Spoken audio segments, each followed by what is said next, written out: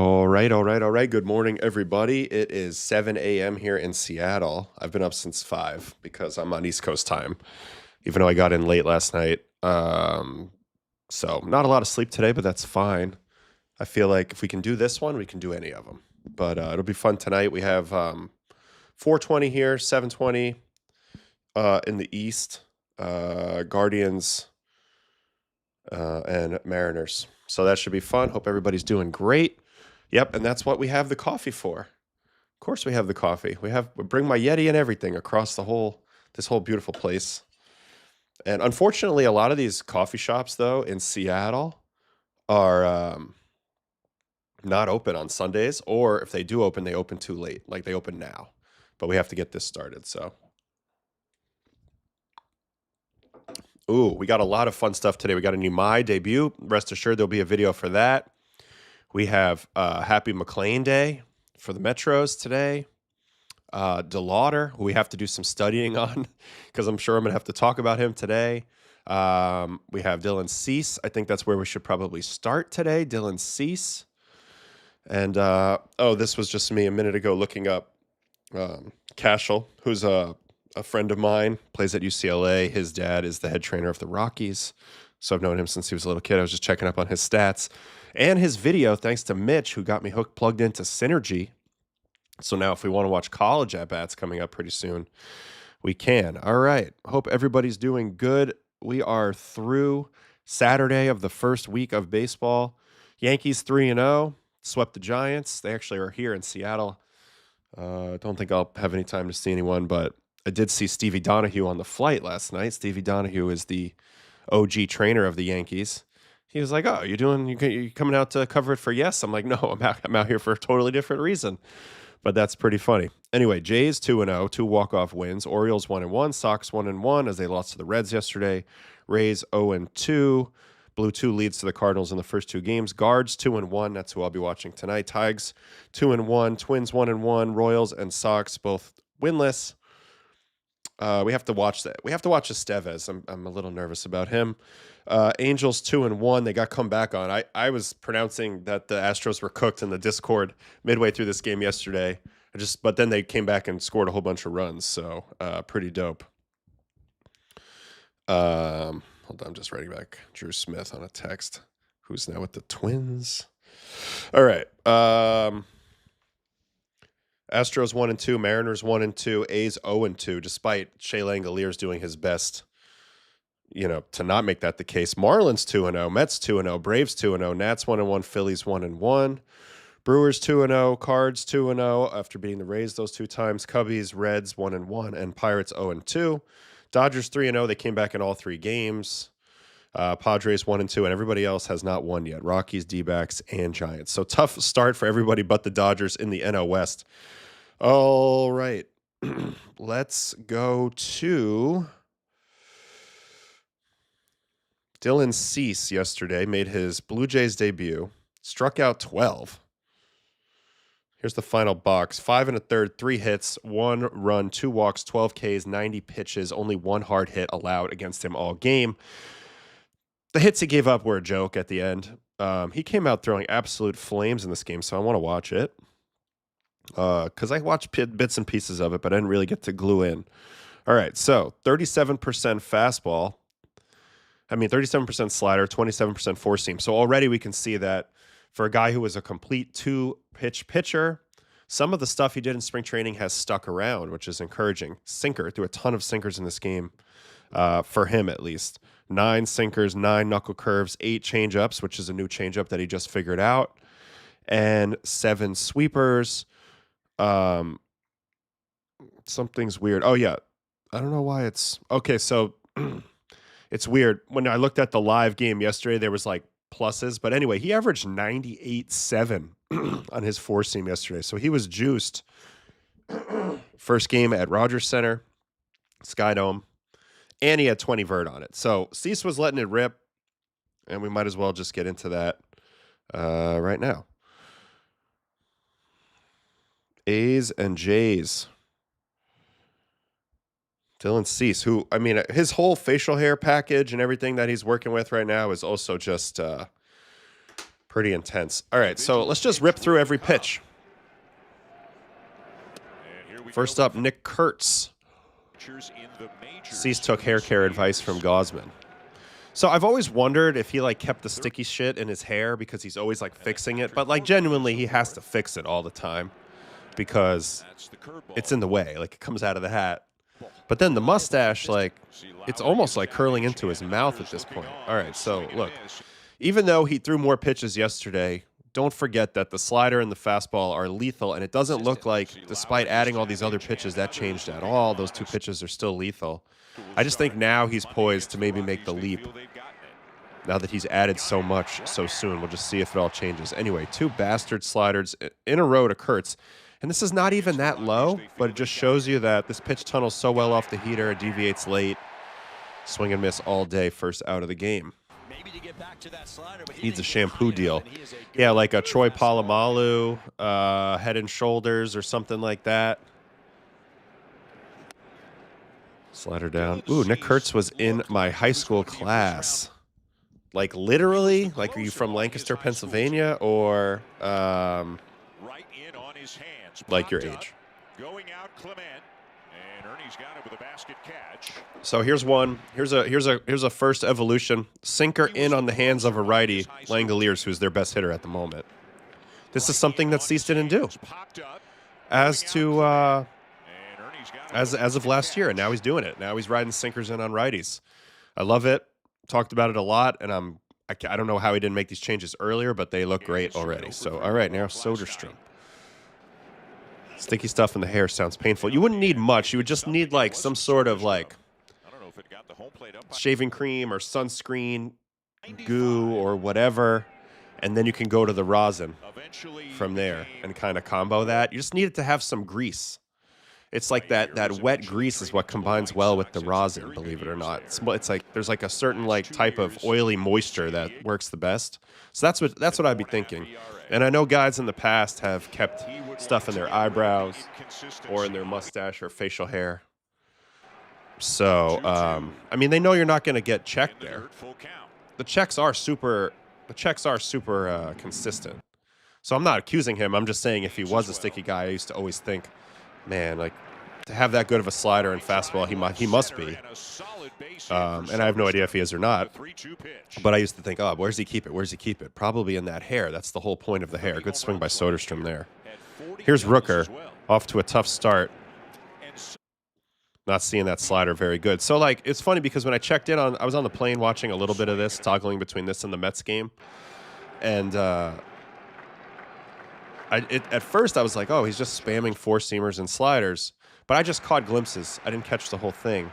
And he did, in fact, throw quite a bit of other stuff. And there's just 4 sliders in a row to Rooker. And, you know, if it ain't broke, don't fix it in this matchup. Dirty. So there's the first inning. Crowd was electric as usual. On to the second inning. See, right on right sinker, first pitch to Wilson. It's just not something he did before. So I'm loving the evolution so far. Across the state from Miami back to the Dunedin area. Cease looks like a less groomed Strider. Yeah, you know, they're comparable in a lot of ways. Like the 4-seam slider combo, huge velo, mustache. This one to left center field. Oh, into quirky stuff. I think Strider's like a indie rock artist. This is a hell of a play. We got to watch that again. And like Cease, obviously with the disc golf game, the frisbee golf. So well, I'll compare the two a little bit. Although Cease has shown that he can be durable and keep doing this year over year over year. He did have 5 years in a row coming into this year with 200 punchies, which is pretty ridiculous. On an old John Boy read came onto my feed, a Fire's no-hitter. It's crazy how obvious sticky stuff used to be. Oh, my God. They used to, like, have it in the thumb of their glove, like, every pitch. Reapply, reapply, reapply. Squirrel sighting. I think Jeff looks great as an athletic, by the way. I love Jeff McNeil as an athletic. Curveball, first pitch knuckle curve. This is the other Max Muncy. I mean, when you get swings like this on your slider, that's why you punch 200 guys a season. I mean, it's not even close. I never got a guy to chase that ever. If I threw a cutter or something like that, no chance. Tries it again, and then he's going to zip 98.5 up top. Good luck with that. You're just overwhelmed with that right there. So it's not like he had to change to like be a major leaguer. It's just like if he wants to win Cy Youngs and take the leap and be the guy that got the 7-year, $210 million that the Blue Jays gave him, it'd be nice if he could figure out how to control his contact and get some quicker outs and go deeper into the game and be slightly more consistent. And I'm loving all the changes he's made so far. I also kind of like the new gather where he looks away and then checks back in. I feel like his command has been pretty good when I've been watching him this spring and even here. So I've talked a little bit about this in the past, like the old look away, look back, look away, look back. Now Denzel Clark, the Toronto. This is rookie season in the big leagues. That's a new thing. He wasn't doing that before. I mean, I don't know if this is Yamamoto inspired, but I like it a lot. He's throwing 98.6. And 3-pitch punchy. Kirky, by the way, is awesome back there, just sticking everything. And we need to talk about the ABS today, and we will.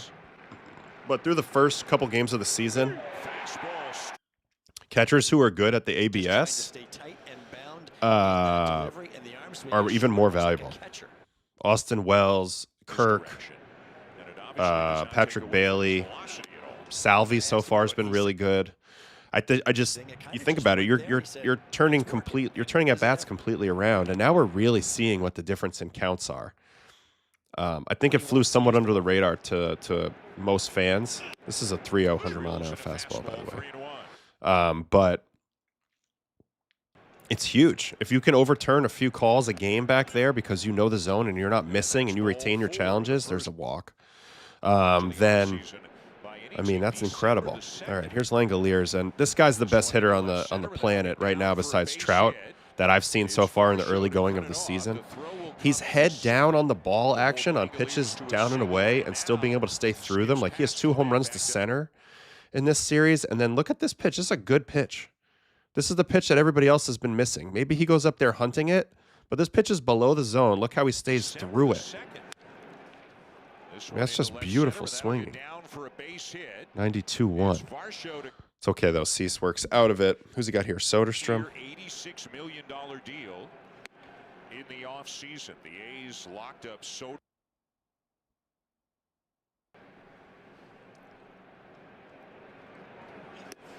1-1. I think we are going to see, and we're already starting to see. I like him looping his curveball back in as well.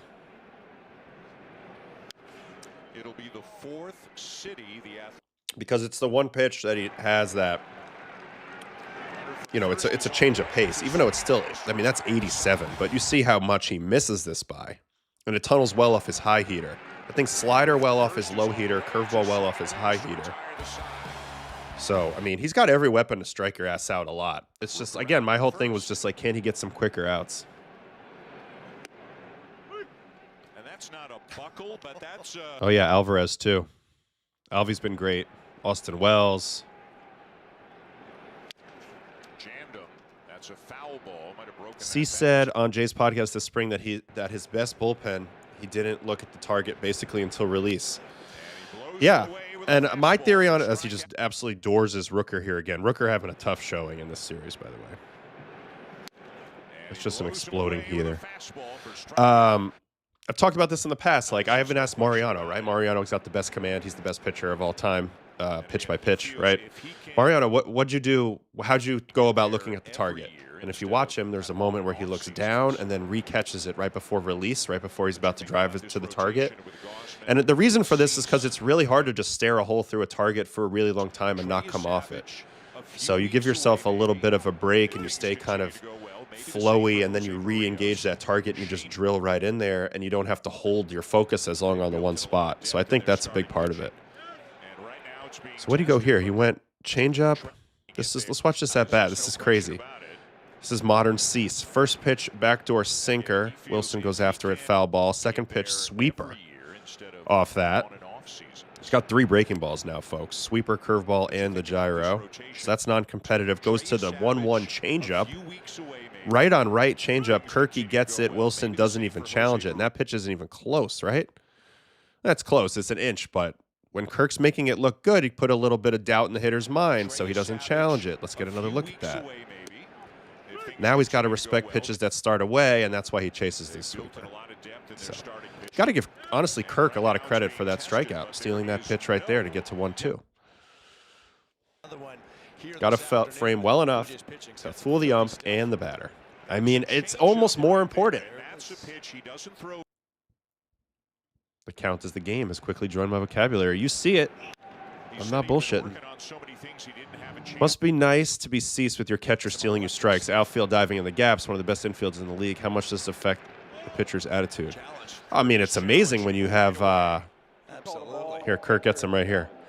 It's amazing when you have a great defense behind you and obviously a great catcher. I mean, just ask anybody who dealt with Yachty over the years, or any of the great catchers that I threw to in my career. It just makes your life so much easier.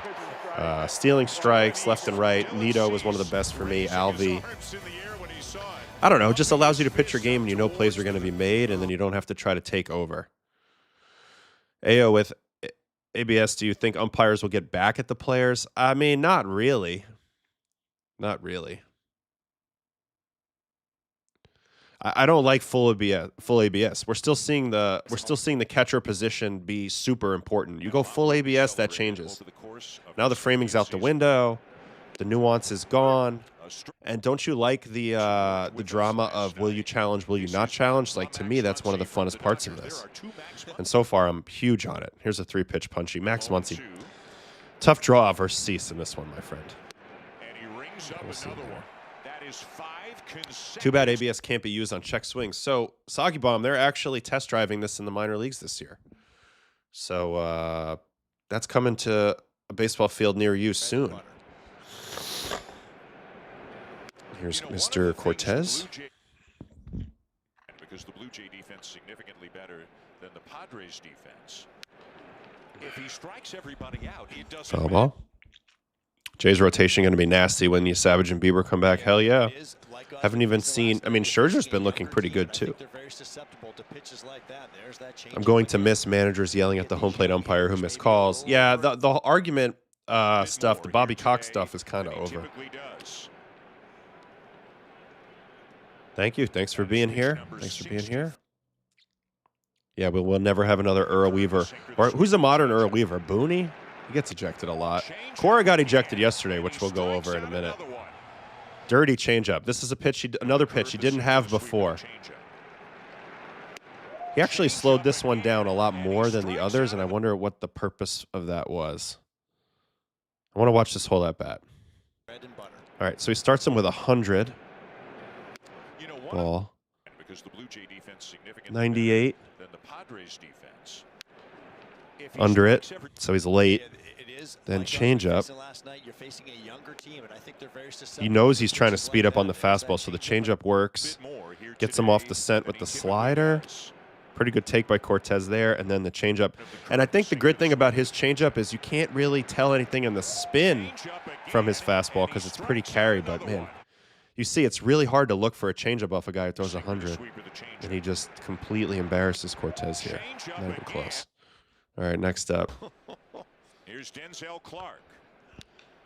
Yeah, Cora yesterday was in there with the pitch to Story, which we'll get into at some point. Did you see what the Brewers were doing to tell their hitters balls and strikes by adding the box score overlay on the playback on the jumbotron?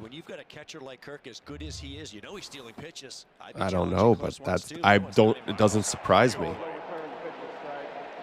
So they challenged this? Why did he thought this was inside?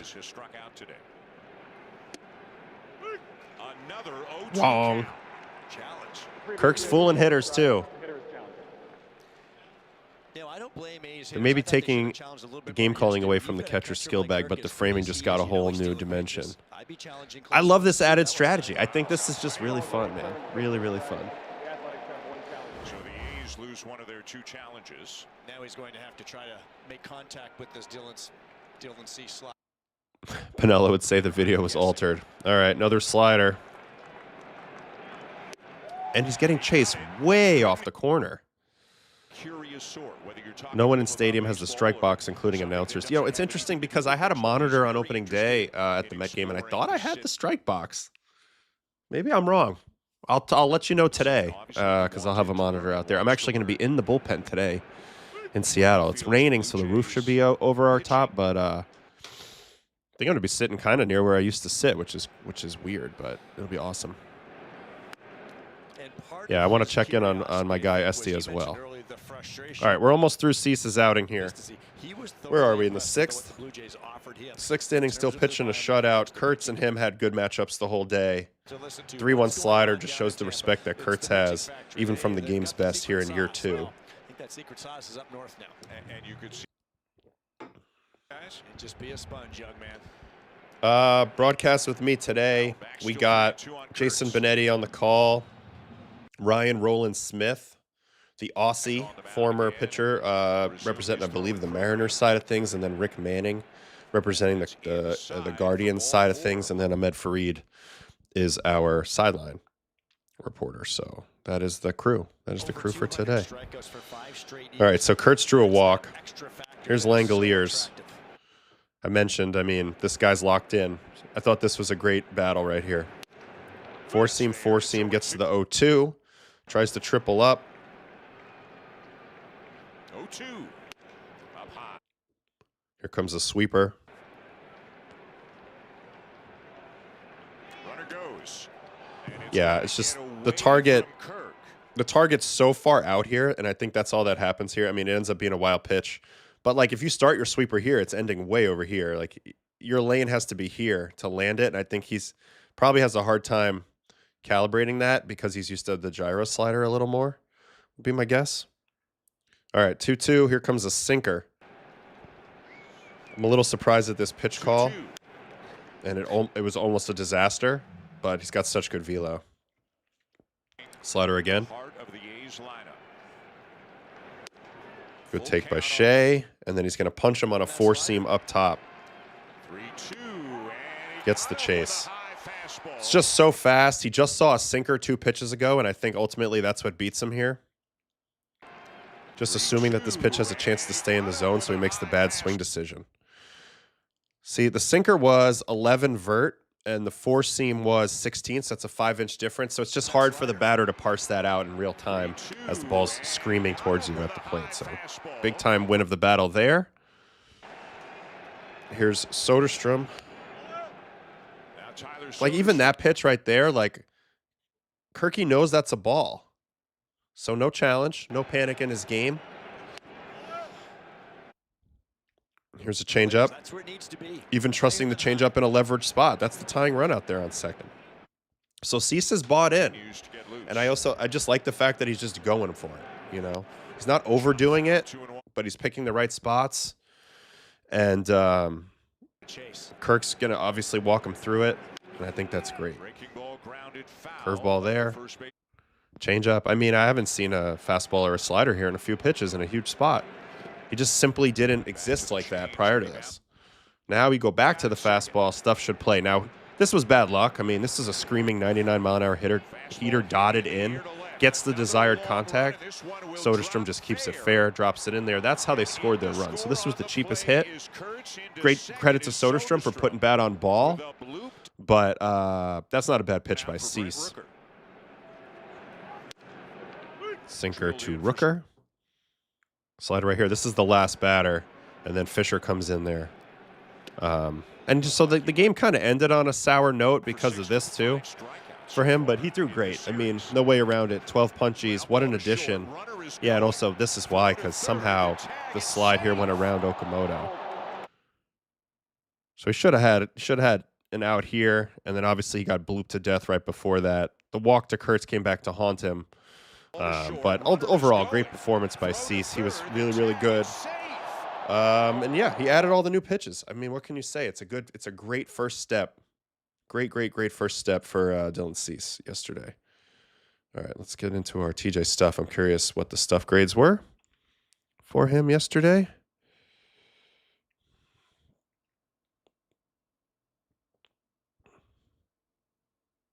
There he is, Doc Holliday himself. 121 on the four seam, 117 on the slider. So those are still king tut. He had 24 whiffs. Yeah, 24 whiffs. Nasty. 112 knuckle curve, 111 sweeper, and then even the two pitches that I like that he's added in the most are not even graded as league average. But again, he's picking the right spots for them. 99. It's not like it's bad. Not like it's super bad. So, I mean, now the mix goes from just these two vertical, like everything in the vertical line. Now he's got a little bit of east-west variation, which is going to allow him to pitch deeper in the games. He has a game coming. I know he only went 5 and dive in this one, 5 1/3, but he has a game coming. I'm telling you, with this style, where he's going to pitch like 8 1/3 in like 90 pitches with like 7 strikeouts, and it's going to be a little bit weird because we haven't seen that much out of Cease. But that's coming. He looks great. As for Langoliers, I want to lock back in on the grand slam that he hits in this game. That should have won them the game, except they kind of crapped it away. But off of Little, this is another example of just staying through a ball. So it had to be watched. First pitch, bad knuckle curve. Second pitch, knuckle curve down. To hit a low breaking ball out to dead center is amazing. Deep drive to center. Varsho turns and watches. You just don't see a lot of home runs like that. 109.7 at 20 on a freaking curveball below the zone. And poor Little, who looked, I thought, great in spring training, has a disaster outing in this game. Just couldn't find the zone. You could see it in his face. He was a little bit rattled. But this dude's unbelievable. I mean, the way he stays through the ball, he's a perennial all-star guy for me. I think he's the second best catcher in the big leagues at the moment. This is what Alvy needs to get to. Alvy can get to this level. He's got the talent to do it, but man, Langoliers, from a skill perspective, I mean, somebody taught this young man to swing it and swing it very efficiently. Hell of a swing. Hell of a freaking swing. All right. Back to the chat here for a minute. I am going to do for about another hour and 15, and then I got to go downstairs for breakfast with the producer and stuff like that. Hope everybody's great today. That was fun to watch Cease. Hasn't Cease been toying with new pitches for years? Do we think he'll lose faith after a bad outing and revert to old ways? I don't know. I don't know him personally, but it seems to me like he's got a lot of aptitude to have made these changes. It's weird that he wasn't able to make these work before. Of course, there's a possibility of reverting, and you'll probably see a few outings where he leans heavier on his bread and butter because the other stuff isn't there. But there's a lot of good stuff and good thought behind what they're doing. The sinker, early sinker action to righties, try to coax weak contact. He can pitch to get the ball on the ground on occasion, which is not something he knew what to do before. You saw the changeup with certain batters. It's going to be incredibly useful. And I mentioned, like, the curveball is a nice element to bring in because it tunnels well off his high fastball, where the slider tunnels well off his low fastball. So he's got lanes that he can work with to generate swing and miss pretty much in whatever direction he goes now with his mix. So that, combined with his new tempo and his delivery and the way that he's picking up the target late and seemingly having better control, now I'm very encouraged. Now, I didn't know that he could necessarily do this because he hadn't shown it yet, and he's been in the league a long time. But credit to Pete Walker, credit to the Jays, credit to Alejandro Kirk, and we are starting to see the beginnings of maybe a guy taking the leap here. We are. It's kind of the opposite of what I said about Jose Soriano yesterday. Soriano already had, the pitcher for the Angels, already had his contact profile under wraps, like already amazing. Now he's adding more swing and miss. That's going to make him take the leap. Cease had the swing and miss, needs to figure out the contact. Now he's doing that. That could make him take the leap. He's already got the durability. He's in a great spot. All right, what else we got here?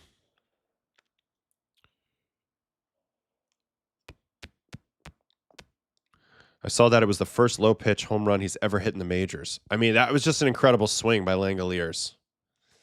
Langoliers reminds me of the guys wearing singlets in college, pure wrestler physique. That's what I was saying about Zangief yesterday. I totally think so. Have you ever seen a pitcher get hit with back-to-back comebacks? No, and I actually didn't see these, so let's see them real quick. Fluharty gets nailed twice. First one's the squirrel. is off of him. One hop off the butt. Third. There won't Base be a hit. play. That's a stinger, but that wasn't too bad. Did hit at 99. So he goes to a similar approach as me, the turn approach. That way you don't get hit right in the face. But yeah, your glove is not there to make these plays. So he ends up getting clipped there. And then he gets hit again here by Max Muncy. Ooh, that one might have got him in the shin, though. And this one knocks He got him hit down. twice in a row. Yeah, I mean, it sucks because this is a double play if you field it. How hard he hit this one? 92. Probably should have made this play, huh? This is a one-hopper. But, yeah, the way he finishes, he just kind of crosses himself up. Oh, that caught him right under the knee. Ow. Okay, yeah, this one stung. This one stung a lot, no doubt about it. Boof. Ah. So he had to come out after that. I guess he's all right, but yeah, back to back, you're like, man, what's going on? The Reaper's coming for me today. The Reaper is out. Have a good day, Carl. Have a good day. Have a good day. Oh, we should also watch this guy. Interesting note with cease adding pitches. New Jays Rule 5 reliever Spencer Miles was throwing a slider that he learned 9 days ago. This was his debut. So I know we're stuck on this game for a while, but this was this kid's debut. He comes in with the ghost runner, well, not the ghost runner, the extra runner on second, the free runner. And he's going to work out of it, and it's going to lead to a Jays victory. So this is a Major League debut for Spencer Miles. Curveball, 97-mile-an-hour sinker, Rule 5 Johnson. McNeil grounds it, but back to the pitcher. Oh, and he has to make a PFP. First play. Does a great job. Gets it to the real athletes. And gets the out. McNeil did get to second, though, huh? That's a great job by Jeff. This is very baseball-y by Jeff. Watch McNeil here. Watch the hustle. Watch the hustle.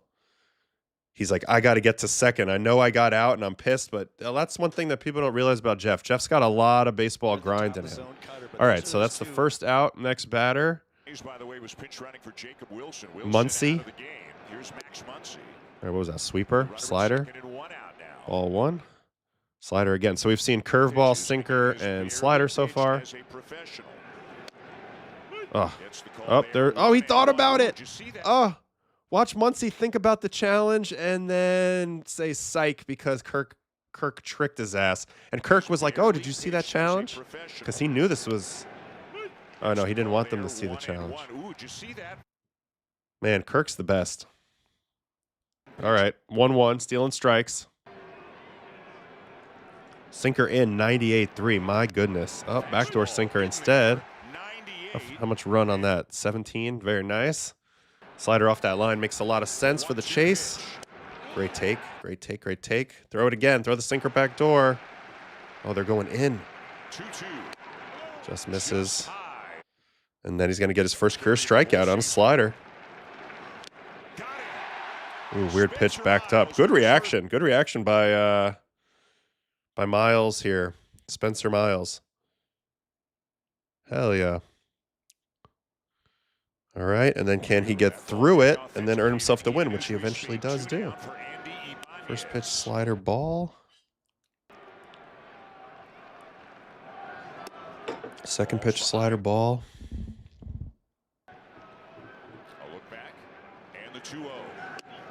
Third pitch slider ball. Oh, this is a walk. So 4-pitch walk here. This guy's brick shithouse too. How big is this dude? Top of the 11th. So who's he get here? Denzel Clark. Here's the four-seamer. Doors. Four-seam again. So he's got both fastballs, curveball, sweeper. No, curveball, slider. This is a death ball, too. -7 on the vert. Not bad pitch to have if you have it. And then 99, basically, miles an hour here to get through his Jays debut. Congrats. Great job.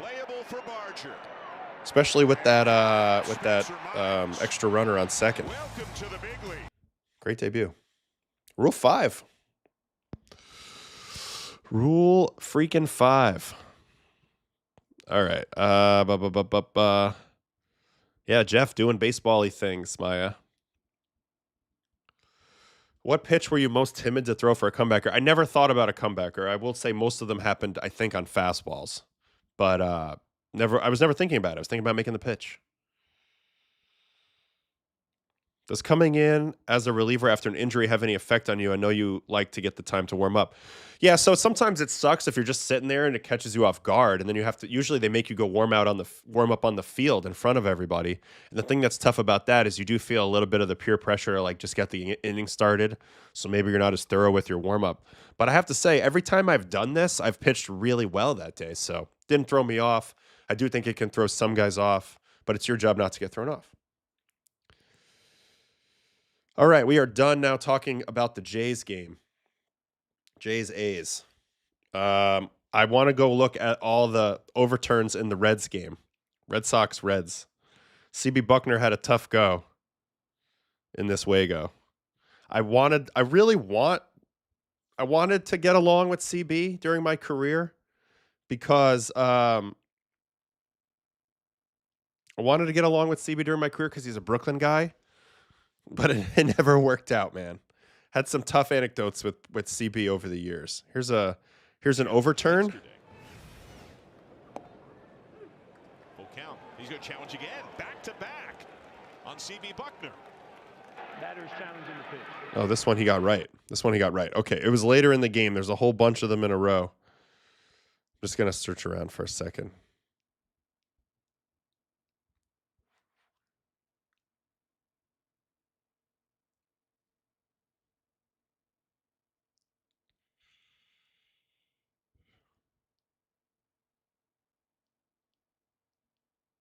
Here's one.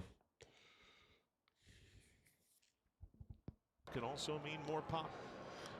And there was also a game that I pitched in Boston one time where it was raining like crazy. And they needed to pull the tarp. And he was back there. And I told him 4 times, like, CB, I can't grip the ball. Like, you need to pull the tarp. And he's like, I don't care, Otto. I don't care. You have to make a pitch. And I'm like, I'm throwing 88 miles an hour. I can't hold on to the ball. So, wrong here. Not even close. Where was this pitch? 2.4 inches in. So there's one. And then there's doubles in this one with Suarez.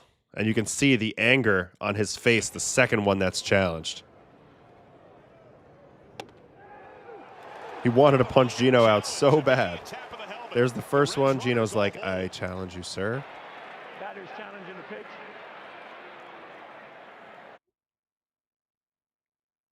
And that is less than a half inch off, but incorrect. Then the very next pitch wants to punch him so bad.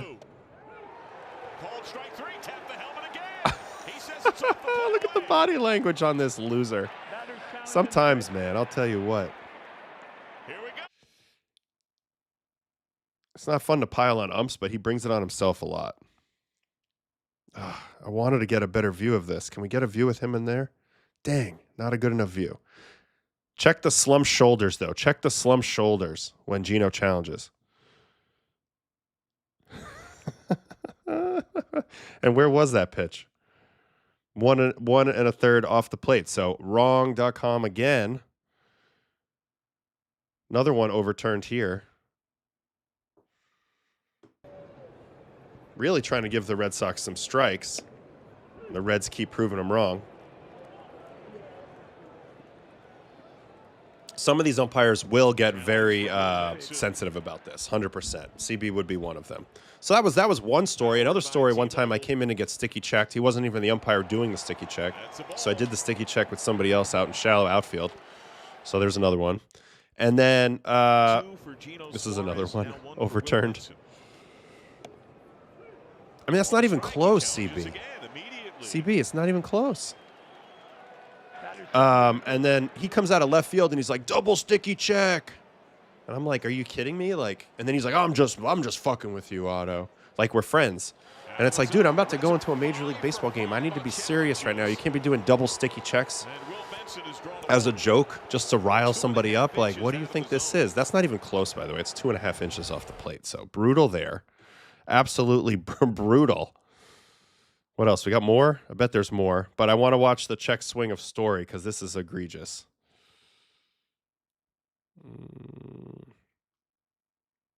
Is it this one? Usually a backup jersey. I don't think it's this one. Off while he's put the other one on. Oh, he went. No appeal needed. But even in this one, look, he doesn't check either. He points right at him.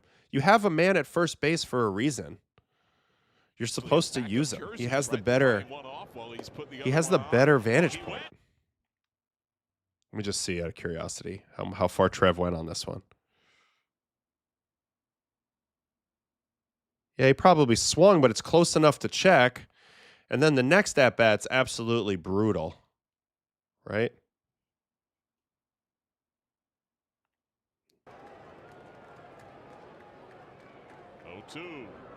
Check swing, he went, no appeal. I mean, in this one, you got to use your guy. To be careful to not get tossed.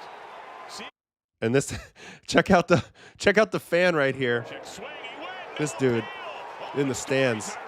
Hold on, where is he? He'll have to be careful to not get This dude, tossed. throw him out, CB. Throw him out, CB. But dude, not even close. So Alex came out and got ejected. Trev was irate after this one. And this one, he definitely didn't go. Yeah, that's not a swing. But they're both close enough where you have to use the umpire. I don't understand this. He's been an umpire for like 20 years. Just like check it. Check the call. That's what he's there for. All right, so that's enough on CB, but he had a tough day. Sam LaCure, who was on the Reds broadcast, predicted it pregame that some records would be set with CB back there. And, it is what it is. But he just I really wanted to like him, but he just always was fucking with me, man. Stop. You know what I'm saying?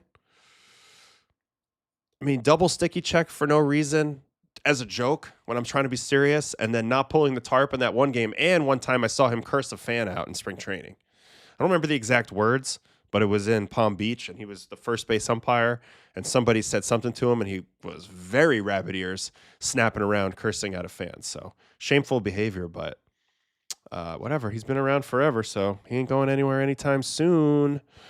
All right, what do we want to watch next? What was good yesterday? Mitch Keller threw pretty well. Oh, we have to study Chase Delauter.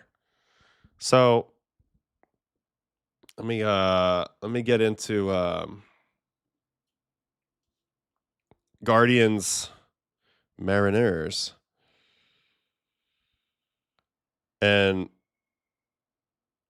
I'm going to watch all his at-bats. I'm sorry. We're going to watch three at-bats, three games of his at-bats because I'm curious what exactly is going on. All right, first up versus Logan Gilbert on opening day. And we'll see how the Mariners try to attack him and why it's not working, or what's working and what's not working. For the runaway with the Central. The 1-0 from Gilbert. Check swing, he goes. Slider strike, 1-1 count. Card series to the Tigers.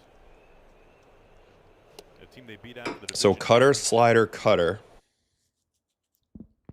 Fastball, 2-1 count. Gilbert on a 2-1. Swing and a miss. Fastball up. To my eye, that's the way, but let's see. That's the early thought I have. The 2-2. Slider backdoor ball, and then a home run on a slider. So a lot of off speed, a lot of sliders and cutters. Well, he lifts this high He's got that and weird deep follow out through, but to there's no right doubt the field. kid's got some Raley juice. is Sneaks it out to down right. low. 102-2 on that. So slider in the middle. All right, next at bat versus Gilbert. And you think about some of these things, guarantee was discussed amongst 30 different teams. Cutter in ball. One being one of them. If you feel like it's a ball, you really believe that? Have at it. Fastball ball, so gets himself to a 2-0 count. They really wanted to cutter him.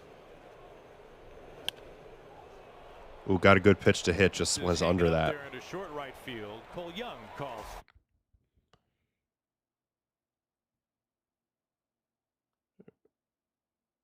Kind of slices down in a choppy kind of way. Very good pitch to hit. Okay, so they've been challenging him with cutters. Fastball up for the swing through so far. Homered on a slider. All right, third at bat. Four seam middle down, under it, and late. Splitter. It's a little bit different with a full off season and a spring training. And Delauter was backing away, and he takes Splitter down. So 0-2 count. Yeah, I want to check out Ciccone as well, since I have to watch him and understand his game. Splitter down. Great take. Splitter again. Gilbert's 1-2. These are the first splitters he's seen in this at-bat. And Gilbert has that forkball split. This one's different. Is this one harder? What is this pitch? That one had a different action to it. Now back to the cutter. Ooh, they want backdoor cutter. By the way, it is kind of worth I don't mind that pitch to him. Foul ball. I do think there's some swing through potential up in the zone with Delauter. Although he's making really good swing decisions down. All right, he's going to strike out here on a 4-seam. Here comes pitch number 8. And he locked him up. Okay. Next at bat, first pitch out, left on left. Gabe Spire.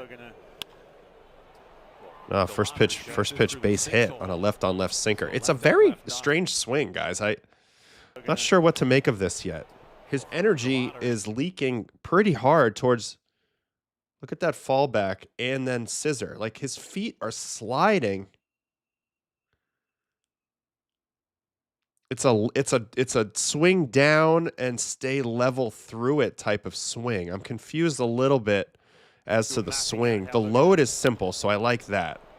The swing path is abnormal, and the way his energy leaks is abnormal. All right, he gets a 5th at-bat here on opening day. Criswell. Yeah, Cooper the last couple of years with the Boston Red Sox. Sinker strike. In play runs. Cutter. Here in 2026. Got him, coach. So he homers on basically 2 of the same pitches, like slider, cutter type thing down in. And he also popped up on one. Not sure why this was the approach against him. I think they're looking at him and thinking that they can get in on his hands if the cutter's up in. But the way that he bails, with his body and his feet, he's actually creating himself more room inside. So I think if you miss in this area, it's really dumb. I would stick with fastballs. If it were me after the first game, I'd be thinking if I have a good 4-seam, get up here. And then if I'm going to go off speed, try to make it like a curveball or something here because his energy's pulling away so much. I'd rather work him away. That's my early read. All right, so that was it from the first game. 2 dingers, both on similar pitches. The swing and misses are mostly fastballs. He made pretty good swing decisions on balls down. All right, game 2 of this series was the Kirby start. Goes 1 for 4 with a home run off Kirby. All right. First pitch, 4-seam here. One out, nobody on, taking all the way, and then he's going to hit a slider. Well, I tell you what not to do right off the rip. Yeah, I mean, they're all basically the same pitch. 3 home runs on basically the same pitch. So he does have some Chase Utley finish in his swing. There's no doubt about that. That's one of the first things I noticed too, Nick. But like the way that he kind of like, watch how he like thrusts into this ball with that, like, again, like the energy moving away from the plate, thrust scissor move, but with the cutoff finish like an Utley is interesting. So anyway, he homers all 3 times on basically the same pitch for those first 3 homers. All right, let's see how they get him out the rest of this game. Fastball, ball. Fastball strikes. So there it is. Get to that up and away swing through 4-seam. See if that'll work. That's why that swing right here is why they wanted to throw a cutter, but they didn't locate any of them. See, like he's trying to gator arm in there, but up top he can't do it. His arms have no room to move. So good pitch here by George, even though he didn't mean to. That kind of shows you a little something. And then another 4-seam called strike. He also, when he does take a little bit, it seems to be that down in spot. So file that away. Good pitch there for the strikeout. All right, next at bat also versus George. They stick with the fastball. Ooh, Cal challenges, and he's going to be wrong. So 1-0, another fastball. So they just go all fastballs after he clips them for that 3rd home run. So you can see the Mariners make the adjustment maybe a little bit too late here. But yeah, get him to pull an outside pitch if you can. This is the first fastball we've seen kind of down the middle and away, and he rolls it over. Again, the energy is the same, so he's pulling off a lot of balls here. Here's the bouncing ball off the bat of Delauter. All right, now he gets brash. Oof, nasty pitcher right here. Yeah, front hip sinker is in play if you set it up, for sure, with his take patterns so far. Sinker away ball. Sinker again. Foul ball. So they've stayed all hard against him since the third home run. Until now, changeup. Really good pitch. And I think the changeup plays great when you get it off that lane, that outer lane, which is what kind of Brash has going on here, kind of middle. This pitch had good drop, negative 4.5. Must be a kick change. Oh, let's just give Matt Brash another freaking plus pitch. Give me a break. This guy's gross. Changeup again. I would have thrown that again. Good take. So will the righties go to more of a fastball changeup approach and get away from the spin? That's what I would be thinking right now. Although this one he stays on it pretty good. This is because the changeups went from least hittable to this pitch is a little more hittable. You want to be generally working in the other direction. After he spit on that last changeup, I probably would have sped him up again. So actually a pretty good swing here, but he is out. And you do see that at this moment, he's still showing that he wants to pull everything. All right, so that was it for game 2. And then game 3, I know he does homer in this game as well, and it's a weird one, but we'll watch it. I think Wu owns him with fastballs early. So Wu got the memo, I think. Yeah, it's 3 strikeouts versus Wu. Wu's going to expose you bad if you can't hit a fastball up. Tough to see, especially that time of year. Leadoff man sat down in front of Chase Delauter, who has a chance at hit times in the first 2 games. These are his first ever regular season games. He made his major league debut last year. Season games. Trevor Story was the first, and the other guy was a former fastball. All right, fastball. So wait, where do you go? Fastball, fastball, fastball, fastball. So here we go. And fastball. Against these lefties, but that safety net. So yeah, so clearly they made the adjustment midway through game 2. Especially with Wu on the mound, you can just ride this 4-seam up on this dude all day long. That's the plan. Makes a lot of sense to me. Here's a changeup. They're not even going to mess with the spin right on left, and I wouldn't either. Good take there. That's because he's expecting up here. So if you're Delauter and all of a sudden you see the adjustment they're making, it's fastball, fastball, fastball, fastball, fastball. Now the goal is to get on top of one of these pitches. Now it's easier said than done. As you see Wu just punching his ticket, and he hasn't really deviated from fastball. 1 changeup, but other than that, just fastballs up the whole time. You're playing a dangerous game because the batter knows what you're doing. But again, like, we know what he can do on off speed. So until he beats you on the fastball, they're just going to keep doing this. There's another one. And this is like a style of pitching that I didn't do a whole lot of because I never really had the outlier pitch of the fastball where I could just spam it, spam it, spam it. But this is a great pitch here by Wu. He knows he has them sped up. Look at these last 2 fastballs before this changeup. Beats him up. Goes up again. This time he definitely speeds up to try to get to it. That's obvious with that swing and the reaction. Like he thinks that he should have been on that. And that's when they spot it, and then they say, you know what, we're going to throw 1 changeup below the zone and see if he's in swing mode. And he is. So Wu dismantled him there. That was gross. All right, Spire. Faced him the first time, got a hit on a first pitch sinker. Sinker again, ball. Here comes the slider. Left on left, which you would think would be a great pitch with how his body weight goes into the first base dugout every time. You would think if you get a slider to the outer rail, there's no shot he can hit it. I know he's got long arms, but that's what I'd be thinking. That would be the ultimate matchup with this guy. Show him a sinker in early and then just slider him away. Let's see if they stick with that slider away here. Yeah, and he tries to pull everything, really, so gets him out there. Next at bat, this is the home run off Munoz, huh? All right, so now Munoz, this is an interesting matchup because Munoz spams sliders.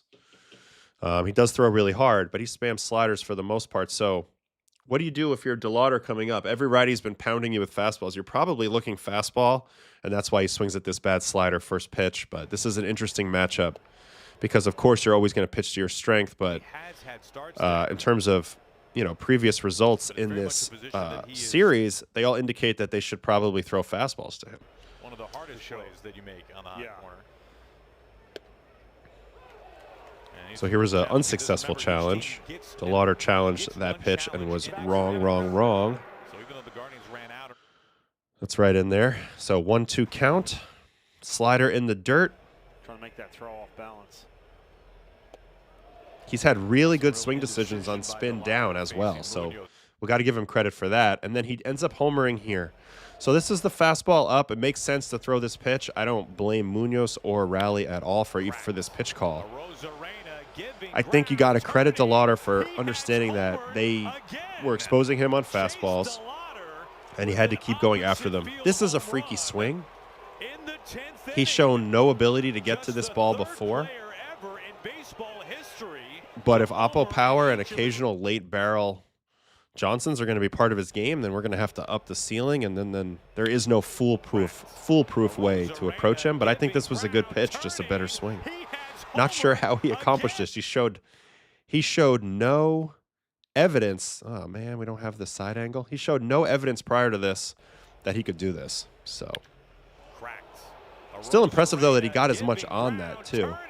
Just kind of sticks it out to left. About 100 miles an hour. All right, so the book on him coming into today is still fastballs, I think, for the most part. Fastballs, changeup, spin, and zone is a no-fly zone for the righties. But curious how they attack him today. It's going to be Hancock, who I actually think is a bad matchup. I think I think Delauter is a bad matchup for Hancock. I think advantage Delauter today. Hancock's going to maybe try to ride up some four-seamers on him, but he doesn't really have the pitches for that. Like let's look at what he's going to see today. Old Emerson Hancock in the game today. So sinker and four seam, he's going to get fastballs, but they don't have a lot of lift because it's 18-degree arm angle. So that probably means he has some sort of upshoot in his game. So he's not, I bet he won't see hardly any sliders or sweepers in this game from Hancock. He's going to see a combination of four seamers and changeups, and they might take a shot at a front door sinker at some point. But I think because he doesn't have a lot of lift, if he doesn't get it to the top rail, Delauter might go for another one today. So that's what I'm paying attention to headed into the game with his at-bats. Can they continue to locate up, particularly up in? First Delauter with fastballs, and then how often will they go to the changeup, which is the other pitch that looked effective, and will they stay away from the spin? That's what I would guess. All right, now we wanted to look into Ciccone real quick because we just looked at Hancock. We saw what he's got. So here's Ciccone, the big carrying skill for Ciccone, and I hope I'm pronouncing that right. If not, I'll figure it out by the time the broadcast starts. Is that his walk rate's always been super low. 5.9% walk rate last year. In 24, that number was 5. And in 23, that number was 3.6. So his entire time in the big leagues, he's had an elite ability to throw strikes. That's the biggest thing for him. He hasn't exactly figured out how to get swing and miss yet. Strikeout rate's pretty low. 30th percentile whiff rate pretty low. Doesn't get a ton of chase. So he's kind of like pounding the strike zone and kind of daring them to hit it, and they have hit it. So it's really critical for him to get ahead in the count and to locate. I think overall, these are the types of pitchers in the big leagues that you have to beat for the most part. But the reason why managers are going to like this guy is because he's going to be competitive in the zone. Curveball, by far his best pitch last year in terms of results, 141 opposing batting average and a positive 4 run value. So we'll keep an eye on that, see if he leans on the curveball a little bit more. Today, he was originally a Diamondback, got traded over a couple years ago over here to the Guardians. The fastball shape, 15.8 and 10.7, so it's nothing special on the fastball shape. You know, I'm actually curious. I have him pulled up here on Stockyard. Stockyard hates his stuff. 90 stuff plus from Robert Stock's grading system, but does give him a 104 location plus. So you're dealing with a guy who throws strikes but is a little light on the stuff. You would think the Mariners would be pretty aggressive. Will this be the day that Cal Raleigh breaks out? He's off to a really, really tough start early in the season. Let me check out what his Stuff Plus grades are on Fangraphs. I'm assuming they're going to kind of tend to agree with Stock's assessment as well. So they have him as a 93 Stuff Plus as well. 90 fastball, 93 sinker. They have his curveball as his only average pitch. So we'll keep an eye out for the curveball today mainly, and just we'll see how aggressive the Mariners hitters are today. This should be a good matchup for them. I'm feeling pretty optimistic for the Mariners tonight. And on the other side, I think the Guardians can get to Hancock a little bit. This might be a game that devolves into a bullpen game a little bit as we go on. All right, enough of that. Delauter is so good. He's homered off Gilbert, Kirby, and Munoz. Saw a tweet that he's the first to do that. He's definitely on a burner to start off this season. I'll tell you that. So we'll keep tabs on him. There was an adjustment made midway through this season, and we'll see if they stick with that today, what Delauter's approach is today. This is the cat and mouse, especially in a 4-game series. 4-game series, a lot of cat and mouse between teams. I don't have a lot of confidence in the M's offense's ability to overcome Hancock versus Cleveland's lineup. Yeah, I mean, it could be a high-scoring game today. I don't think it will necessarily be super low scoring. All right, let's go check in on my guy Estevez for a second. I know it did not go well for him yesterday. I'm worried about his velo. Carlos, his best feature, besides the strike throwing that he's learned how to do late in his career, is his velocity. I mean, even last season, he averaged 95.9 on his fastball. This was a guy who came up with me with the Rockies, threw 100 when he first came up. He's always had good velocity. Let's see what he had in 24, 97, 23, 97, 22, 97. So he's been declining, but he's been 97 plus, 96 plus every year, basically, until this year. And he's barely pitched this year, but he's averaged 91.2. So he's got to be hurt. Let's go watch the inning. I'm afraid to watch it a little bit, but Braves and Royals. I think that if you're the Royals, you just think, let's just get him right and get him back in there. No point in pushing it. He might say he's feeling good, but this is not the Estevez we're used to seeing. All right, 9th inning, starts it off with a walk. I mean, he comes out with a 2-0 lead here in the 9th, and the first fastball is 89-90. Like, it's just not him. He's got a good changeup, but he's a guy who spams fastballs and then use changeup sparingly. So I'm just a little worried about Carlos here. He's got to be dealing with something. I mean, the Dominican team picked up on it. They didn't pitch him in any leverage, and I think he would have been in the leverage conversation had he been feeling good. So I don't know. Anytime you see him going to a kitchen sink approach, you know that he's feeling like he lost his heater. And right now, his heater's nowhere to be found. So I'm hoping the big fella's all right, and they should probably go check up on that because he's not going to do anybody any good pitching this style.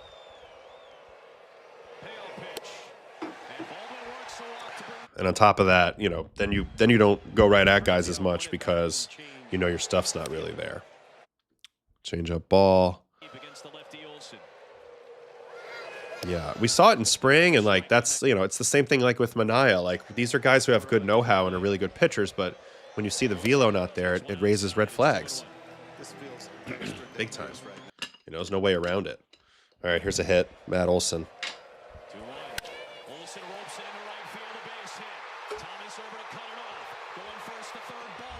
Even when he threw 100, his fastball didn't play like 100. Played much more like good, not great. What's great about him is, the actual velocity, the changeup, and the strike throwing that he's done late in his career. But the fastball never really profiled as like a super duper 110 stuff plus fastball anyway, and that's even with 97. So, he's got a lot of know-how. Like, this guy's a really smart pitcher out there. He's got a lot of experience. He learned the hard way being a Rocky, but without the velocity, you got to be concerned. Anyway, Braves go to 2-0 after this rally. Royals were right on the edge of it. And this inning kind of melts down. Change up away, no drop on that. Yastrzemski line drive to center. Now we're just going to go straight to the results from here on out. 3-0 walk to load the bags of Ozzy. And I don't know. I would have been tempted to go get him here, but they don't go get him. And it doesn't go very well. Michael Harris, line drive off of Big Fella. Infield hit. Tie game. And then Dom Smith, walk-off grand slam. Nowhere to put him here, 3-2. Obviously, a ball here loses the game. And this is worst-case scenario. You could have just given up 1 run and it's 3 Ernies. Instead, it's 6. 102-4 at 32. First career at bat for the Braves. Dom Smith. I know his mother passed away recently, so this was a big moment. There was a lot in this moment for Dom. Love Dom. He was a great teammate with the Mets. Always felt like he got a little bit of a raw deal with his situation with the Mets just because of how good Pete was. And Pete wanted to play first. I think in the Mets' heart of hearts, when they first came up, they wanted Dom to be the first baseman and Pete to be the DH, but that was never in the cards because Pete asserted his dominance with that stupid rookie season. 50 homers, so instead of them both being able to be a big part of it, you know, Dom had to go move on, and he's had a hard time finding a permanent home. But he's a good player, good fielder, a hitter with a lot to him, good approach, good everything. We saw it in 2020 in the small sample. I'm hoping he gets a chance to ride again. But I love Dom. Good swing for Dom. Tough one for my guy Esty, though. Obviously. And look at that. That's a no stride. Simple swing. I'm putting this ball in play and hitting it to the outfield and winning this game. And he gets the reward of putting it out of the ballpark. So, good swing there. All right, Royals fans, definitely, I'd be a little worried. I'd be a little worried about Carlos. I just want to see Jack's double here, 106.2. You know, I got to check in on my Italians. Going to see a few of them at the ballpark today. Canzone, Festa. Anyway, Jack. Did Vinny do anything? No. 0 for 4. All right. Back to the chat. All right. Who do we want to look at next? Let me go check the box scores because I need to refresh my mind of who played baseball yesterday. Have we watched the Dodger game? Emmerich Sheehan lost velo every inning. Dodgers said his mechanics, but also said they cleaned it up. So not sure what to believe. Have not watched the Dodger game yet. I know they made a nice comeback in the game, right? Was it Mookie with a big swing of the bat, maybe? Or was that 2 days ago? That was 2 days ago. That was... No, Will Smith had the big home run yesterday. That's right. Freddie 3 for 4. Shohei 0 for 2. Oh, boy, he's hitting 125 with a 587 OPS. Everybody freak out. This isn't the right game. This is Glass now.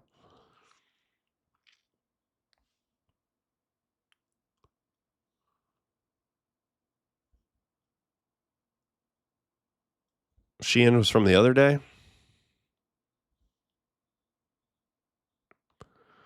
Yeah, 3 1/3, 4 earned. 2 walks, 6 Ks, and a homer. Mookie had the homer in this game. Let's at least watch the Mookie homer from 2 days ago. Dodgers, D-backs. Oh, sorry, you're not watching. You're not in the chat. So sorry. Hold on.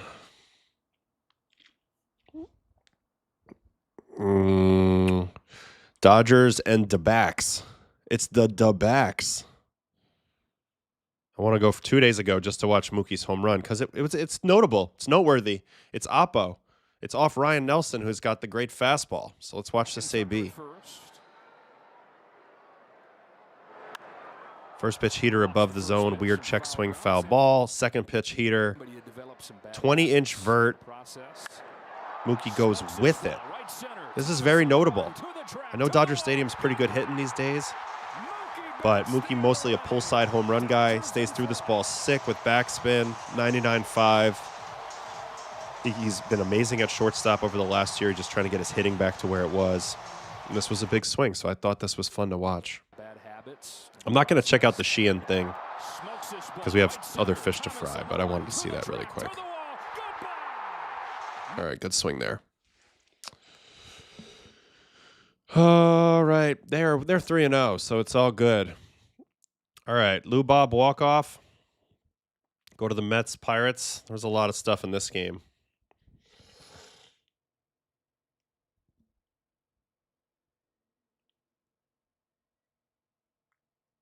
I thought Keller threw great. I thought Peterson was pretty good. Raley, Devin Williams. pitched in and out of trouble, was great when he had to be. And Lubob, first career home run for the Metros. Hunter Barco, who should have never been back out there. Should have never been back out there again. After he wiggled out of the 10th. He was a sitting duck going back out there, but I guess they didn't have anybody else. And kaboom. Another ball below the zone. Just a lean and smash to left. This guy's got every tool in the toolkit. And it's a walk-off 3-run homer. Luis Robert. He's also looked pretty darn good in center for my money over the first 3 days, and I think this guy is the guy who can really raise the ceiling of the Mets. Let's watch that swing again. I love it. It's a very simple swing. It's the whole game for him is just not chasing off the plate away. You know, laying off the sliders.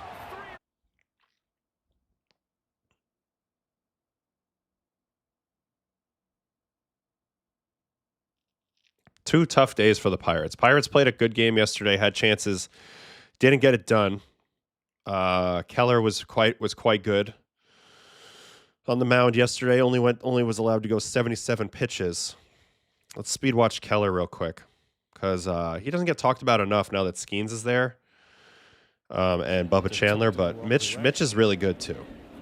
Really good. All right. First bat of their game, Lindor gets it up enough. For the fly out, there's former Met Mangum. Change up to Soto. This is definitely a new changeup grip as well for Keller, I think. I mean, 19 and 1.3. Oh, also, I should mention the wind. The Citi Field wind was insane yesterday. There was some major upticks in movement in this game. Raley and Brazaban threw some alien pitches that we'll go check out in a minute. Citi Field wind in full effect, so this helped. It's part of the reason why it was 0-0 all game. These pitches had alien movement the whole game. It's kind of hard to tell on the broadcast, but you look at the metrics, it's clear as day. It'll pop out there. Sinker to Robert here. Jams him. So, really good location combined with good movement. Here's a hit by Mr. Beatty. 0-2 fastball. Missed location, loops it in. Here's an out on a sweeper. He's got a really good sweeper. Chance for Marcus Semien, who was 2 for 5 on opening day, and he rolls one slowly past the mound. And Lau throws him out. But he did in those first Here's Benj, and the book on Benj is going to be kind of like what I just saw in Delauter. A lot of fastballs up. He's another one you don't want to throw medium speed in the zone. It's a dangerous game playing that cutter game, the Benj. So I think you're going to see a lot of fastballs to him. Here's a sinker to Francisco. Jams the crap out of him. So, I mean, he's toggling 2 fastballs. He's got everything going on. Really good know-how. That was a good pitch to hit for Frankie. 2-0 four-seam, middle down. This is usually when Frankie's good. This is an extra base hit or at least 105-mile-an-hour exit velo every time. But when he's not good, he just scoops under it a little bit. That's what happens there. 2-1 sinker here to Soto. I love throwing sinkers to Soto, believe it or not, right on left because his bat path is so flat, even though that was a bad pitch and he got lucky. Sinker again. Not throwing hard in this game, but dominating anyway. Good swing there by Bo. Little slash to right.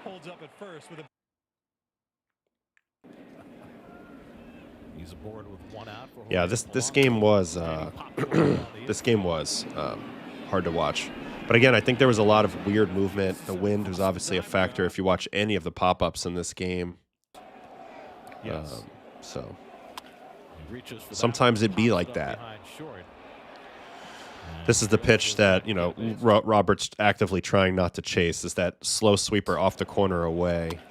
He doesn't have enough length in his swing to do anything with that, and he's a little too pull happy, so that's a good pitch to him almost always. High velocity pitch upstairs.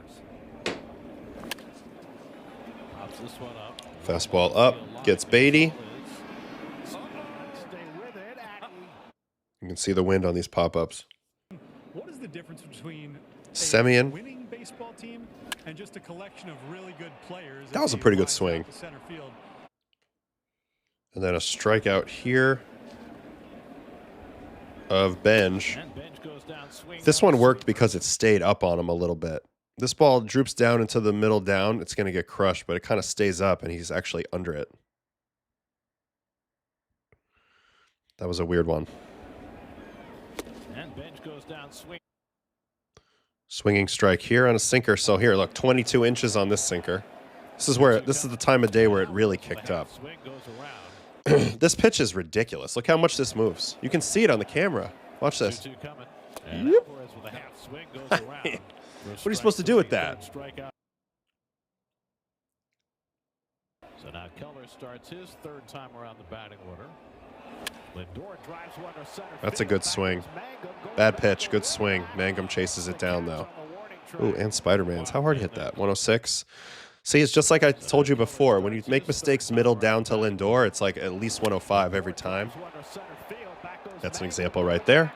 Doesn't get a hit though. Juan Soto gets a hit on a sinker. There's only so much you can do with Soto. Eventually, he's going to hit it hard enough to get a hit. 107.3 on that. And then a first pitch out to Bo, which kind of sucks because he stays inside this ball really well, but he just hits it right at O'Hearn. And that's it for Keller. Very workmanlike day. Didn't throw very hard, but was quite good. And then I want to highlight some of these alien pitches real quick. For the Mets, Brazaban, his sinker averaged 24 inches of break today. This is 24-inch sinker here. 24! That's off the chart. That literally, that dot would not be on the chart. 24.2. You kidding me? And then this one's 23.3 on the changeup.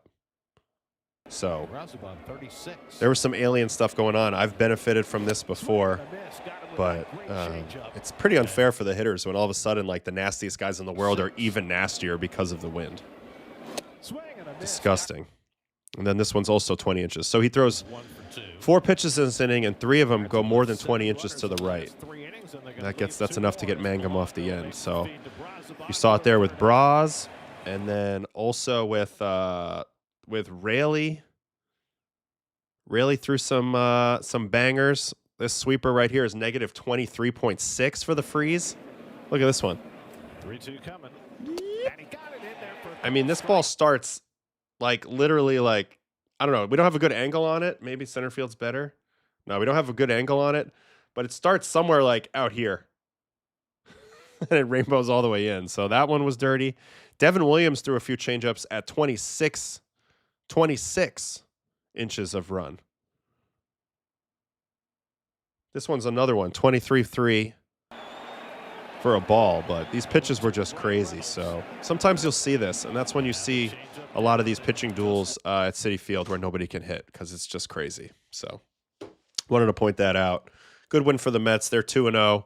Tough start for the Pirates, and this is a great comment.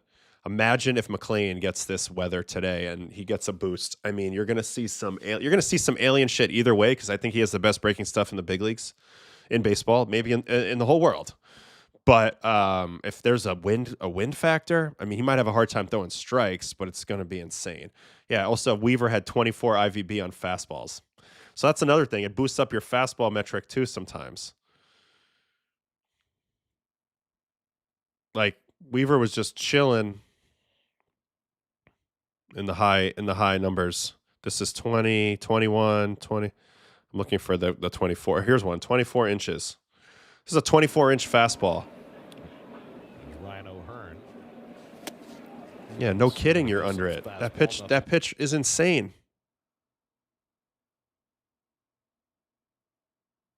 So, anyway, just another example of it. Swing and a miss at the bat. All right, back to the solo shot. I'm getting the stream here for a minute. Yeah, CB pick on the thumbnail. Had to do that. Good to see Polanco with good flips to first base. Maybe our pitchers won't get hurt covering like when Pete was misthrowing. Jury's still out. Bichette looks rough at third so far, to be honest with you. A lot of sling throws, a lot of pulling Polanco into the line, a lot of gearing up to throw the ball hard. So, I mean, it's too early to fully evaluate, but so far not great. I wonder if Beatty will get more reps over there soon. I don't know. Then we got VL is here to stay. Major Mets hating right here. Mets are overrated. Something about them, it doesn't look good. Maybe the bullpen. All right. I don't agree. I think they look good. I think they're going to be very good this year, personally. I do. I like what they have going on. I think the Robert trade and the Peralta trade took them to another level, and then obviously just having a full year of McLean, because McLean, and I think Alvey is going to have the breakout year this year. Alvarez. Those are my Mets predictions. All right, what else happened yesterday? There was some more baseball action that we need to check up on. Do we want to watch Eury Perez? Was he worth watching? Is there more Trout stuff to watch?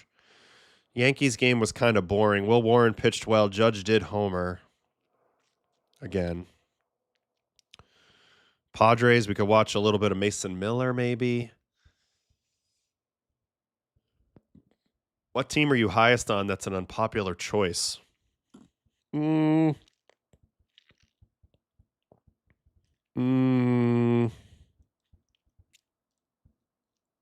I don't know. That's a good question. I guess I'm kind of a popular choice guy right now. Can't think of anybody great. I mean, Burrows didn't look great in his first outing that I saw. Stoked to watch Amai today.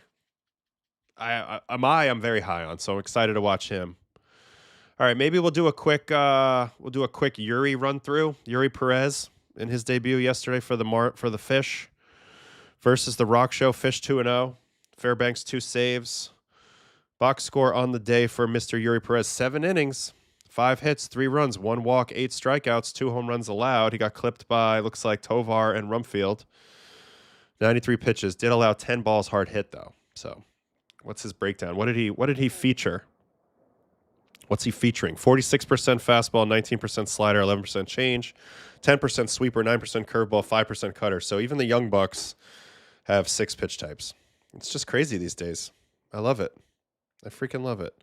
All right, Marlins and my former love, the Rockies. Lorenzen did pitch, but let's speed watch Eury. All right, first batter of the game is a 3-pitch strikeout. Jake McCarthy. Safe way. Last night, Perez has got him 0-2. Yeah. Yuri's like Wembayama. He's just super big. I don't really know what to make of him yet. It's weird that he doesn't have 8 feet extension, but the ball just flies out of his hands. And I remember all the minor league guys that I had talked to, well, guys who had seen him in the minors that were young when I was with the Mets when Eury came up. They were like, I'm like, what do you got on this guy? They're like, he's basically Sandy with a better four-seamer. I'm like, okay, that's a pretty good endorsement, because at the time Sandy was winning Cy Youngs. Changeup. See ya. He's got a nice changeup too. Willie Castro. All right. Here's an in-play out. Why has he had more success against lefties than he has righties? Oh, no. Man, Tovar almost clipped him twice. That looked like a homer off the bat, but only 98.3, so he just misses it there. Here's the first home run. Rumfield on a 2-1 fastball. Yeah, it's just middle. Guy looking for a fastball. That ball's destroyed. Nice swing. Rumfield. All right, next batter. Strikeout on a curveball. Got a good curveball as well. Gets Troy. My guy, good bit. That's just a good location. 3-2 slider coming here. Tovar likes playing Miami now. Yeah, I guess after being on Team Venezuela and having a great WBC down there. All right, here's a called strikeout. Yuri's IVP relative to slot is generational. Yeah, I mean, that's a 20 ball. We'll look at his TJ stuff after this. They both went deep yesterday. And congratulations to Mike Trout as Edward Julian curveball, nice play. I'm going to answer this while I keep watching. Adam, Grisham, McMahon, and Wells are black holes for the Yankees offense this year, under 220. I think they can all improve. Well, first of all, Grisham, I'm on the record saying I like Trent as a player, but I would not have tendered him the the qualifying offer, personally. Last night. They're 1-1 to start. I don't think he can do what he did again. But his carrying statistic is on base percentage, not average, never has been. So I don't expect him to hit for a high average. His job is to get on base, and he does a great job at that. Foreman's on that. That being said, I don't know how great he'll be at it this year in terms of transmitting into home runs. Ooh, that fastball ate up Goodman. As for the others, I think McMahon has a good season in him. He has a 250 season in him if he can, if the new stance changes hold where he stays a little bit tighter with his feet. I think that could help him a lot. But admittedly, there's too much swing and miss in his game. He's just so valuable because of his defense, and he has enough pop. Wells, I think, has actual hitting potential. But as long as he's stealing, there's the Tovar home run. As long as he's stealing strikes and getting the calls right back there and framing his ass off, hitting the occasional home run, he's still valuable. But yeah, it doesn't help them to sustain rallies with guys who have low batting averages, and like you're not going to get a lot of 2-out running in scoring position hits that way. But I think these guys are all super valuable guys for the Yankees in different ways. Wells and McMahon, especially defensively, and Grisham gets on base, and that's his job in front of Judge. So that's my answer there. As you see, Eury now he's getting some quick outs. That's what allowed him to go 7 in this game. Curveball here to Troy again. Rolls it over. He's got a good mix. And he's a freak. I definitely compare him to like a Wemby. He's just so big, so young. There's not a lot of guys like him. Tovar sees him good, though. Returns. We'll see it for the first time tomorrow. 2-2. Did he go? I agree. I'm with you on Wells. There's a reason why Wells plays every day. Escar is probably a better hitter right now in a lot of people's minds, but Wells plays every day because the pitchers love working with him. He's a big time care factor back there, and then also the defense is like star quality, and he's great with the ABS. Great with it. ABS will provide another way to differentiate catchers and show value in the long run. I totally agree. Totally agree. And that's why I love the challenge system so much. I think it's the best thing that we've done in a long time. Well, at least in a year. Ever since the pitch clock. You got to give credit, man. Whoever cooked up these ideas, you know, my guy Joe Martinez over at MLB or Theo Epstein, whoever have been cooking up these ideas, they've got some winners. I love the ABS challenges. I'm all for embarrassing the umpires. Sorry, Dad, if you're watching. Eury is an actual alien. He's a monster. I love it. Oh, look at Owen Casey making the running play there. Very nice. Here's a called strike 3. Still pumping 99.5 here in the 6th. Ooh, a frozen rope, and I love the energy too. I love the energy of Eury Perez. Oh, get out of my way, first base coach. We'll try from third base. I don't know how people chew gum and pitch at the same time. I was never able to do that. I know a lot of people like it, but that was never my thing. His 8th strikeout of the day and his 2nd of Troy Johnson. This time Troy gets a hit. He got him out with curveballs the first time, 2 times. Now he gets a hit on a fastball. Nice swing, young man. Ooh, cutter. Out on a cutter. 14 and -4. Love this cutter shape. Although it's slow, so it's more of a slider. It's a weird pitch. I don't know what to make of that. Huge vert for 83. Let's see out here, though. Sweeper. Doesn't have a ton of break on his sweeper, but I like that he has it in his arsenal.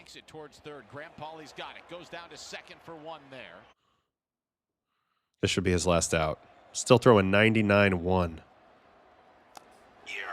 Punches him. I love the way he celebrates.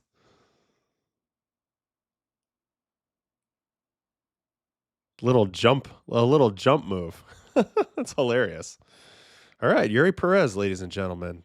They have Sandy. They have Eury. They have Thomas White coming.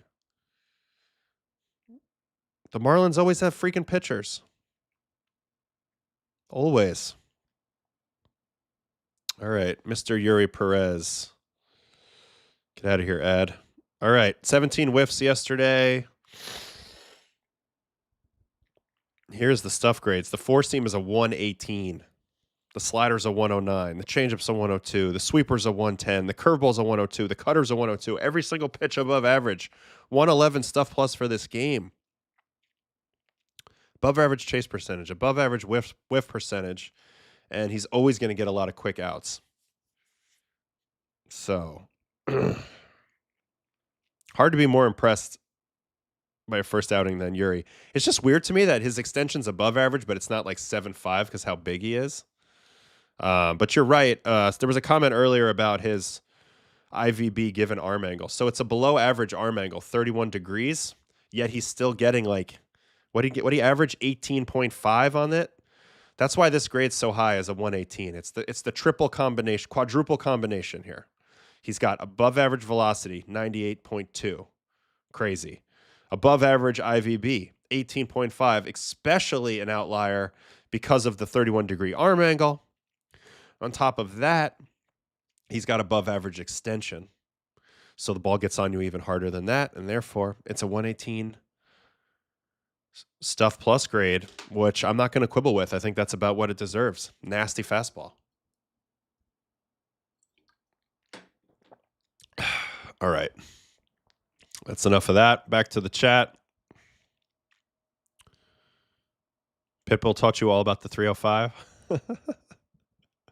Mr. Worldwide, do you see the Padres selling before July? No. I think they're going to be pretty good. I know they've gotten off to a tough start. I still believe in this team. I think they have a lot of talent. Yeah, the pitching might be a little thin in the starting ranks, but the bullpen's loaded. Could they cash in Miller if they are playing poorly? Yes, and that's an option, of course, as he'll continue to get more expensive now that he's getting saves. But I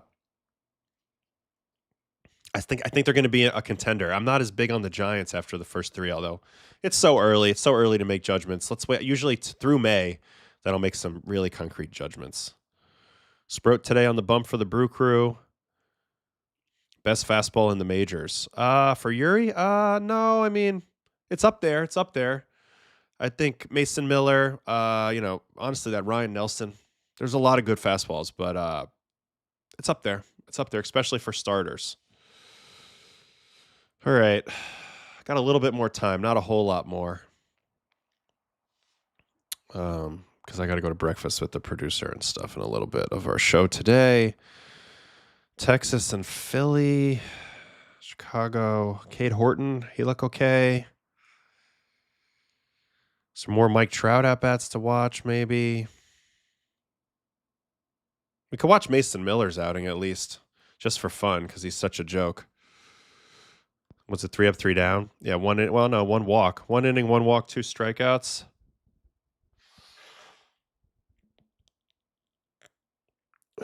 Mason Miller averaged 101.8 on the fastball. All right, should be a quick watch, but we'll check in on him. Who are they playing? Detroit? Unfortunately, I can't. I don't have like any like ability to watch the walkout on this platform, on the dugout platform. But we can still watch every pitch he threw, because he is the nastiest man on the planet, pitch for pitch at the moment. First pitch ball, second pitch strike, slider, and that was the big adjustment coming over to the Padres, was kind of pitching backwards more, making the fastball that much better. Really spamming the slider, realizing even though he throws so hard, his slider is his best pitch. And so what do you see here? 4 out of the first 5 pitches sliders. And that's going to be a strike 3. Colt Keith tries to challenge it, but much to his chagrin, that's an ice cream paint job, sir. You're out. Next batter. 102. Yeah, 1 walk. Washed. He's soggy. Good comment, Scott. Good comment, Spectre. I think we're in the clear with these teams. 2 feet outside, and you'll get watched Gosman yesterday.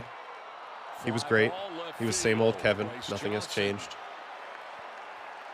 2 down in the 9th. Here's the walk, so we'll just skip forward. 3-2 walk. Torkelson.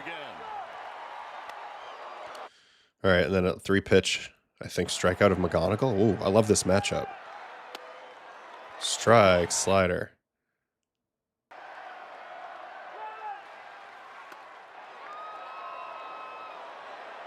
Ooh, good challenge. Good challenge.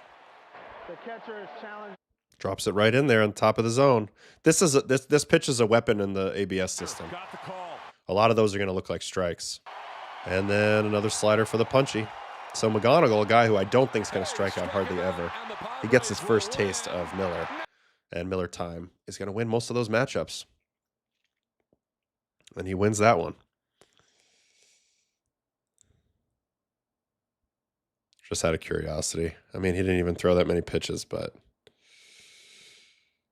Mason Miller, he gets a 121 on his fastball, so that's way higher than Eury's, and 118 on the slider. So, I mean, just what can you do? He's got two pitches that are insane. Changeup's pretty good too. He barely even throws it.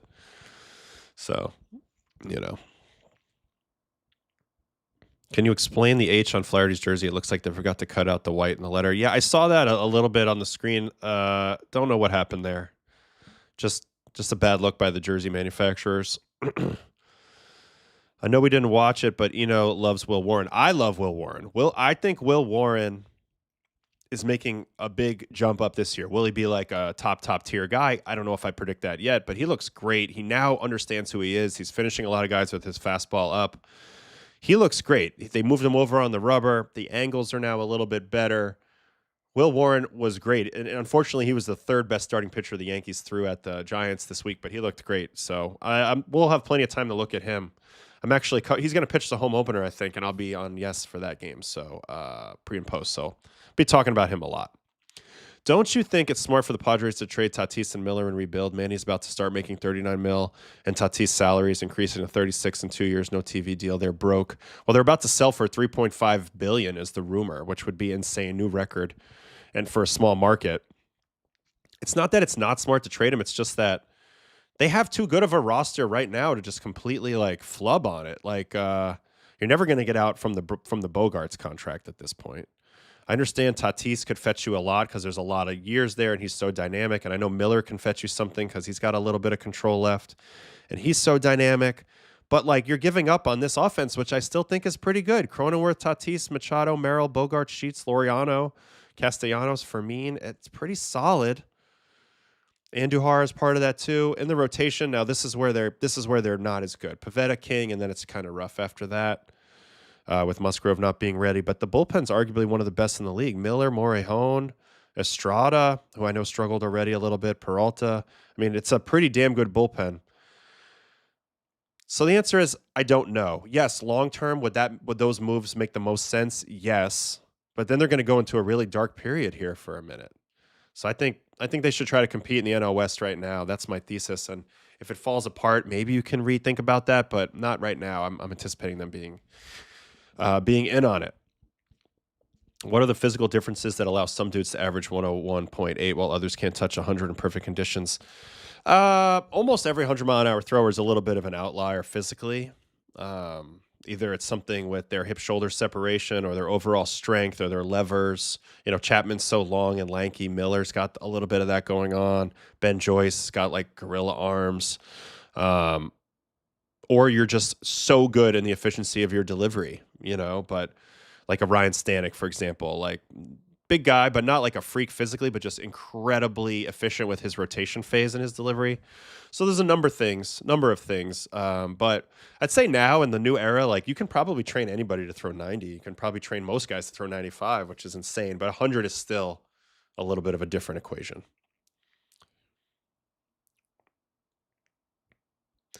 Yeah, you're thinking of him. You got to give Warren the clean slate now. He just got the gift of all gifts, which was 30 starts in the big leagues for the Yankees as a rookie. So now let him go back to the drawing board like he just did in the offseason, and let's see what he's got this year. And I have a feeling it's going to be pretty good. He's been looking great so far. It's early, but do you think the Giants are better than the Padres? I don't. I think the Giants' bullpen is extremely thin. The rotation's a little thin too. I think their pitching staff is too thin. Offensively, I mean, I think they're close, but I give the Padres a little bit of the edge at the moment.